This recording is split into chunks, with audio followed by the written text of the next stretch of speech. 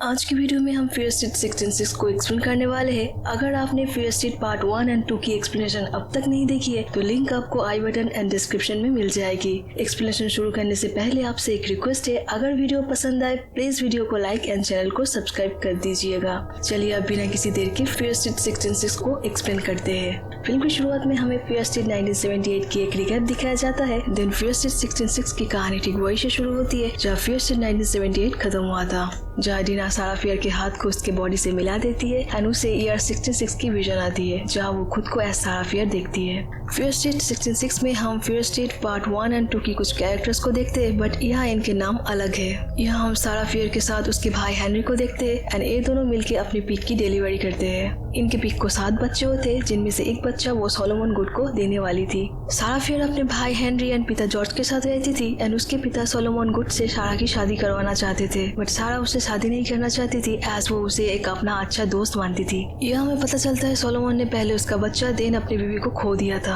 खैर सारा सोलोमन को वो पिक का बच्चा देने जाती है जहाँ रास्ते में वो अपने दोस्तों से मिलती है। यहाँ पे हम केट को एज लिजी, साइमन को एज आइजैक, सिंडी को एज एबिगेल, जी को एज कॉन्स्टेंस एंड सैम को एज हैना मिलर के रूप में देखते हैं। यहाँ पे हैना पास्टर साइरस मिलर की बेटी थी। यहाँ पता चलता है रात को ये सब मिल के पार्टी करने वाले थे जिसके बारे में इनके पेरेंट्स को नहीं पता था। यहाँ पे हम टॉमी को भी देख पाते हैं जिसे यूनियन के लोग मैट थॉमस के नाम से बुलाते थे। ईयर 66 में सेरिसाइड एंड सनीवेल एक ही था जिससे वहाँ के लोग यूनियन कहते थे। खैर सारा सोलोमन के घर जाती है जहाँ हम शेरिफ निक गुड को सोलोमन गुड के रूप में देखते हैं। दिन हम रात को सारा, हैना, लिजी को एक जंगल में देखते हैं जहाँ ये लोग किसी ओल्ड विडो लेडी के घर से पार्टी के लिए नशीली बेरीज लाने जा रहे थे। किसी रास्ते में इन्हें बताती है वो ओल्ड लेडी एक विच है जो कि हजारों साल से जीवित है एंड वो कुंवारी लड़कियों का खून पी के जवान रहती है। उसने अपने पति को सैक्रिफाइस कर दिया ताकि वो डेविल की ब्राइड बन सके एंड इसी वजह से यूनियन के लोग उसे गांव से निकाल दिए थे। खैर ये लोग उस ओल्ड विडो के घर में जाते हैं जहाँ इन्हें घर के अंदर कोई नहीं मिलता, इसीलिए ये लोग बेरीज ढूंढने लगते हैं। तभी सारा को एक बुक मिलती है जिसमें ब्लैक मैजिक के बारे में लिखा था। देन तभी वहाँ विडो मेरी आ जाती है एंड इन लोगों को वहाँ से चले जाने के लिए बोलती है। यहाँ हम फियर स्टेट 1978 की नर्स लेन को विडो मेरी के रूप में देखते हैं। खैर इसके बाद ये तीनों पार्टी वाली जगह पे जाते हैं जहाँ लिजी सबको वो बेरीज देती है जिसे खा के ये सब नशा करते हैं। पार्टी में हैना को किलिप नाम का एक बंदा आके हैरस करने लगता है, बट सारा आके हैना को प्रोटेक्ट करते हुए किलिप की इंसल्ट कर देती है। यहाँ पे हम फियर स्टेट 1994 की पीटर को किलिप के रूप में देख पाते हैं। खैर इसके बाद सारा एंड हैना जंगल में जाके इंटीमेट होने लगते हैं, बट तभी उन्हें एहसास होता है कोई उन्हें देख रहा था। इससे हैना डर जाती है एंड ये लोग अपने अपने घर चले जाते हैं। अगले दिन सुबह सारा अपने डॉग को खाना खिलाने के लिए ढूंढ रही थी कि तभी वहाँ हैना आ जाती है एंड सारा को अपने साथ उसके घर ले जाती है क्योंकि हैना के पिता पास्टर साइरस मिलर अजीब बिहेव कर रहे थे। हैना की माँ मीटिंग हाउस गई थी एंड हैना सारा को बताती है उसकी माँ को उनके बारे में सब कुछ पता चल गया है, इसीलिए ये लोग अब नहीं मिल सकते।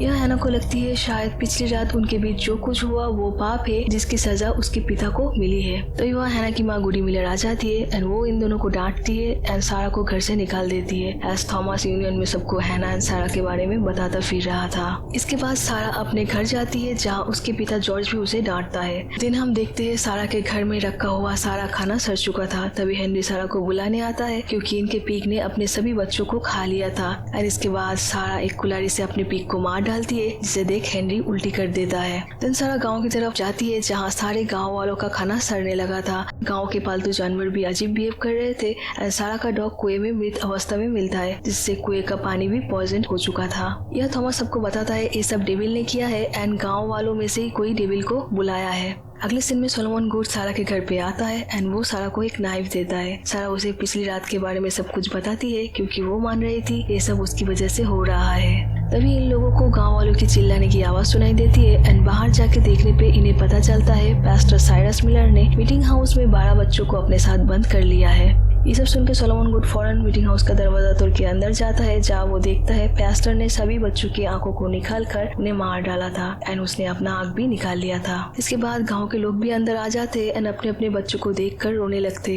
इन बच्चों में कॉन्स्टेंस एंड हेनरी भी थे एंड जब सारा हेनरी के बॉडी को देख के रोने लगती है तभी पास्टर साइरस मिलर उस पर हमला करने जाता है, पर सोलोमन आगे पास्टर को मार डालता है। रात को मीटिंग हॉल में सभी यही बातें बोलते हैं कि उनके गांव में किसी ने विचक्राफ्ट करके डेविल को बुलाया है एंड ये लोग उसे छोड़ने वाले नहीं थे। यहाँ पे सोलोमन का मानना था पास्टर साइरस मिलर ही कसूरवार थे जो कि अब मारा गया है, बट गाँव वाले कहते पास्टर एक अच्छा इंसान था एंड उनसे ये सब किसी ने करवाया है। तभी केलेब इन सबको झूठ बोलता है कि उसने सारा एंड हैना को डेविल के साथ सोते देखा है। गाँव वाले तुरंत उसकी बात मान लेते एंड सारा एंड हैना के पीछे जाते हैं जो कि चुपके से इनकी बात सुन रहे थे। भागते हुए हैना गिर जाती है एंड हैना सारा को वहाँ से भागने के लिए बोलती है। गाँव वाले हैना को पकड़ लेते हैं। ये लोग हैना को अगली सुबह फांसी देने वाले थे। इधर सारा छुपते हुए अपने घर जाती है जहाँ गाँव वालों ने सारा के पिता को बुरी तरह से पीटा था और सारा के घर को पहरा दे रहे थे।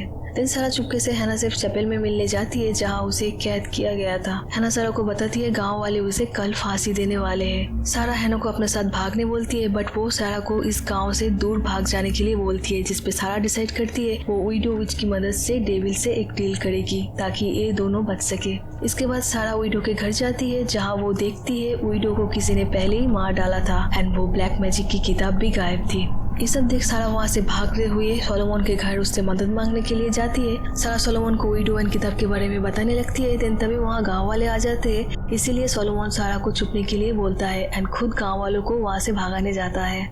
सारा एक बैक रूम में छुप जाती है जहाँ उसे एक टनल दिखाई देती है एंड जब वो उस टनल के अंदर जाती है उसे एक गुफा दिखती है जिससे हमने फियर स्ट्रीट 1978 में देखा था। सारा को वहाँ विच स्टोन दिखाई देती है जिसके बीचों बीच एक कैंडल जल रही थी। उस स्टोन के ऊपर एक गोट की बलि दी गई थी। उसे वहाँ पे वही ब्लैक मैजिक की बुक दिखाई देती है एंड ये सब देख सारा समझ जाती है कि सोलोमन ने ही डेविल को बुलाया है। तभी वहाँ सोलोमन आ जाता है एंड सारा को इन सब के बारे में एक्सप्लेन करने लगता है। सोलोमन बताता है उसने ही डेविल को पास्टर साइरस मिलर का नाम दिया था पावर एंड संपत्ति के लिए।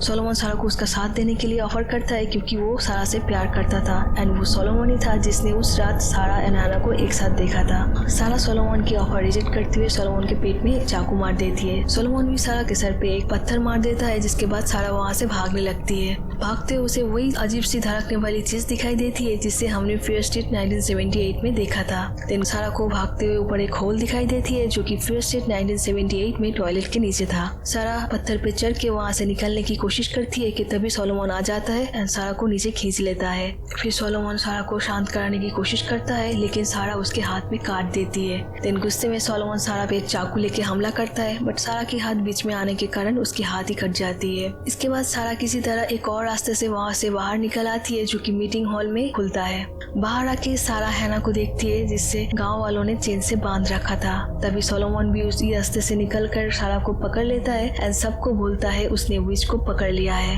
अगले दिन सुबह गांव वाले हैना और सारा को फांसी देने के लिए एक ट्री के पास ले जाते हैं जहाँ सारा हैना को बचाने के लिए मान लेती है वही विच है जिसने डेविल के साथ डील की है एंड उसने ही पास्टर साइरस मिलर एंड हैना के ऊपर काला जादू किया था। इसलिए गांव वाले हैना को छोड़ देते हैं एंड सारा को फांसी दे देते हैं। मरने से पहले सारा सोलोमन को कहती है कि सच एक दिन सबके सामने आएगा एंड तब तक वो सोलोमन का पीछा करती रहेगी। सारा को उसी ट्री के नीचे दफना दिया जाता है जिसपे उसको फांसी दी गई थी। इसके बाद रात को सारा के फ्रेंड्स उस ट्री के नीचे से सारा की बॉडी को निकालते हैं एंड वहाँ एक पत्थर रख देते हैं जिसपे लिखा था the witch forever lives. Then ये लोग सारा की बॉडी को एक दूसरे जगह पे अच्छे से दफना देते हैं। इस स्टोरी को देख के हमें पता चलता है कि सारा फियर विच नहीं थी एंड वो लोगों को विजन इसीलिए देती थी ताकि लोगों को सच पता चल सके।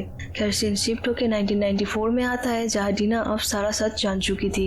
इधर जॉस कार के पास डीना का वेट कर रहा था कि तभी वहाँ शरीफ निक गुड आ जाते हैं एंड वो जॉस से उसकी बहन के बारे में पूछने लगता है कि तभी डीना आके जॉस को लेके जंगल में छुप जाती है। शरीफ निक भी इन दोनों को ढूंढते हुए जंगल में जाते हैं बट ये दोनों शरीफ निक की कार लेके वहाँ से भाग जाते हैं। कार में डीना जॉस को बताती है कि पिछले जन्म में वही सारा फियर थी एंड सारा फियर निर्दोष थी। निक गुड एंड उसके पूर्वजों ने ही डेविल से डील की थी एंड ये डेविल को एक नाम देते हैं जिसे डेविल पजेस करके कई कत्ल करवाता है। डेविल उन लोगों के खून से अपनी भूख मिटाता है एंड बदले में डेविल गुड फैमिली को वो सब कुछ देता है जो उन्हें चाहिए। इसलिए सनीवेल बेहतर से बेहतर बनता गया एंड सिरिसाइड बदतर से बदतर। ये लोग समझ जाते हैं ये सारे किलर्स इनके पीछे इसलिए पड़े हैं ताकि गुड फैमिली से डेविल के डील का राज बना रहे। यहाँ पे जॉस डीना को बोलता है एक किलर्स पहले ही उनके पीछे पड़े थे एंड अब तो ये लोग सारा सच जान चुके हैं तो अब क्या होगा। मीनवाइल उस गुफा में वही अजीब सी धड़कने वाली चीज से वो सारे किलर्स फिर से जिंदा होने लगते हैं। इसके बाद डीना सी बर्मन के घर जाती है जो सैम को पहरा दे रही थी। डीना सी बर्मन को सब कुछ बताती है जिससे सी बर्मन हर्ट होती है।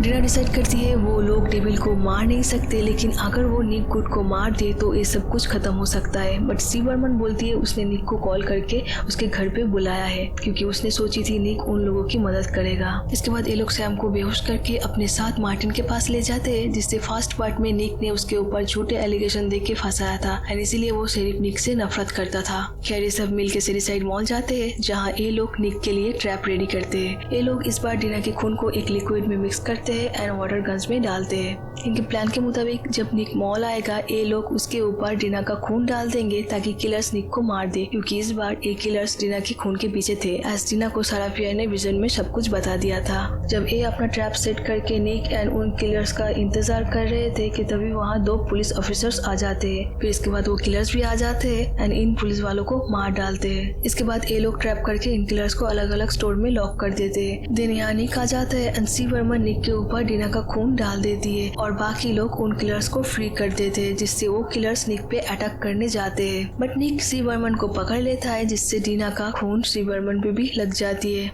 निक डीना को उन किलर्स से निक को बचाने के लिए बोलता है, नहीं तो सी बर्मन भी उसके साथ ही मारी जाएगी। देने किलर सी बर्मन पे भी अटैक करने लगते हैं, इसलिए डीना सी बर्मन को बचाने के लिए अपना हाथ काट लेती है, जिससे किलर सब डीना के पीछे पड़ जाते हैं। एक मौके का फायदा उठा के वहाँ से भाग जाता है। हम देखते हैं उस मॉल के नीचे से एक टनल का रास्ता है, जिससे 1966 में सारा फियर एंड 1978 में सिंडी बाहर आई थी। यानी ये मॉल ठीक उसी जगह पे बना है जहाँ 1966 में मीटिंग हॉल एंड 1978 में मेस हॉल था।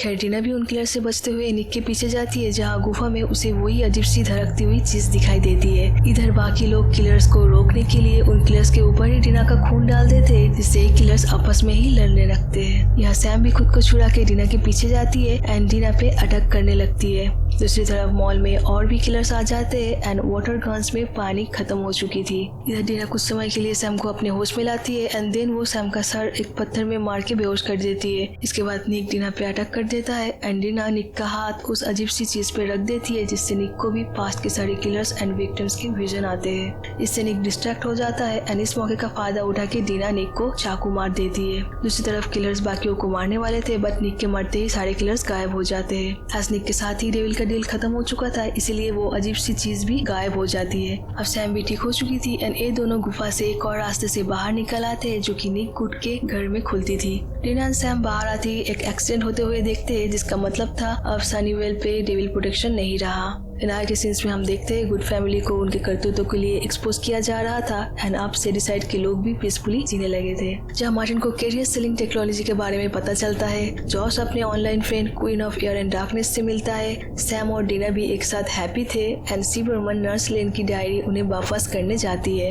मिड क्रेडिट सीन में हम एक अननोन पर्सन को टनल से ब्लैक मैजिक की बुक को उठाते हुए देखते हैं, जिससे डीना एंड सैम वही छोड़ आए थे एंड मूवी यही खत्म हो जाती है। If you like the video, please like, comment and share and subscribe our channel. Thank you for watching.